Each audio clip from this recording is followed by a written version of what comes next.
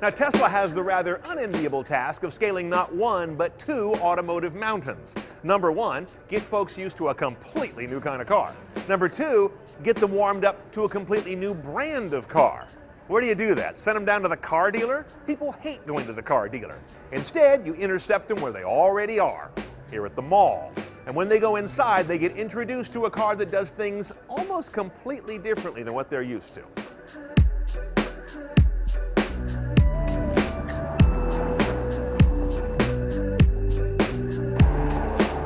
Now here's the Model S as you'll see it on the freeway, but this is not the most interesting part of the story to me. Over here, this naked version, this is.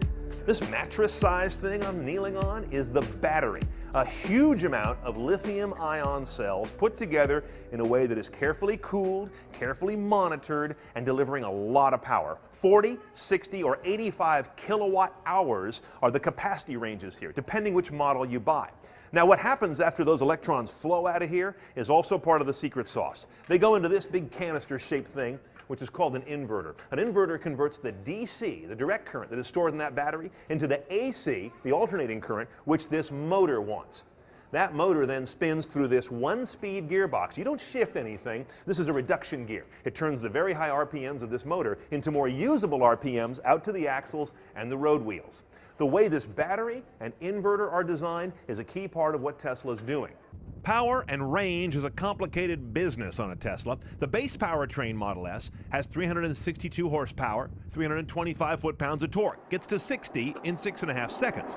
The performance cars have 416 horsepower and 443 foot-pounds of torque, and they do 60 in 4.4 seconds. They're seriously fast. The major difference between the two is the throughput of the inverter, which sits between the battery and the motor. Range on either car is governed by the battery size. The 40 kilowatt-hour battery gets you about 160 miles at best. For 10,000 more, you can get the 60 kilowatt-hour battery, 230 miles optimal.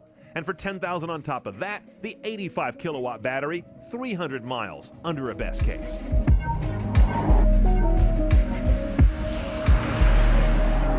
Now, the Model S is a 3-row, 7-passenger car. It's kind of a sedan UV. Front row, 2 seats, little less headroom than I'd like. Coming back into the second row, you've got basically a sporty bench, 3 more people there.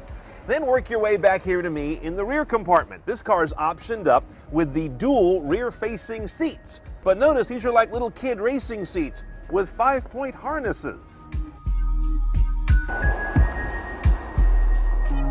Okay, first of all, this is what you've heard about, the giant 17-inch central LCD that is the heart of this car's cabin. Across the top, you've got a static ribbon, very much like you have on a lot of mobile devices. If I go to media, I get my media choices. They show up down here. AM, FM, HD radio, XM satellite.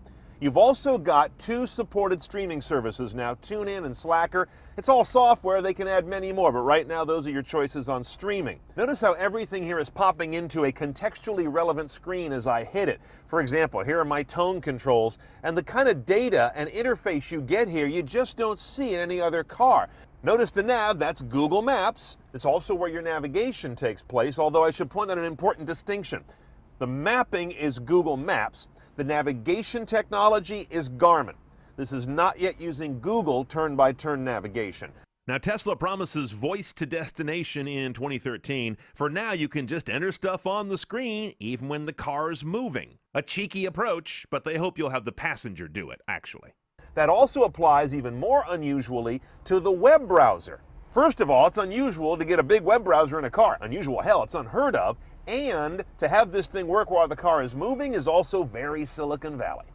Camera is interesting. Another one of these places where Tesla is kind of breaking convention. Here's my rear camera. I'm not in reverse. And if I start driving, this camera can stay on. Another interesting wrinkle, you can have a standard def camera, or in this case, we have the high def camera. Look at that resolution. What they have in resolution, they do not have in around view cameras or multiple angle rear view cameras. Now, more broadly here in the cabin, what's it like to sit in a Model S? Obviously, it's a very modern feeling because you're not showered with a lot of buttons. The screen takes that, of course. I also notice an interesting thing here.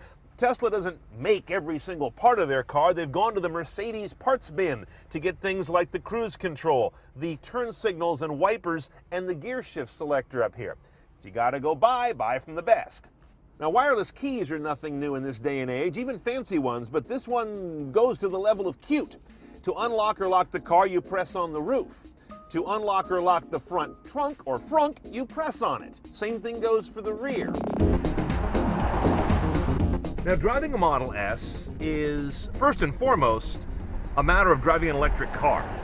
So everything you know about cars goes out the window. But what I can tell you that this car does a little differently than others is it feels quick and quiet, which to me is a way of saying it feels lightweight. It also is exceptionally quiet. I don't hear any of the motor or gear whine that I've heard in other electric cars. Not at low speed, not at high speed, not under braking, and not under full acceleration. There's a lot of it.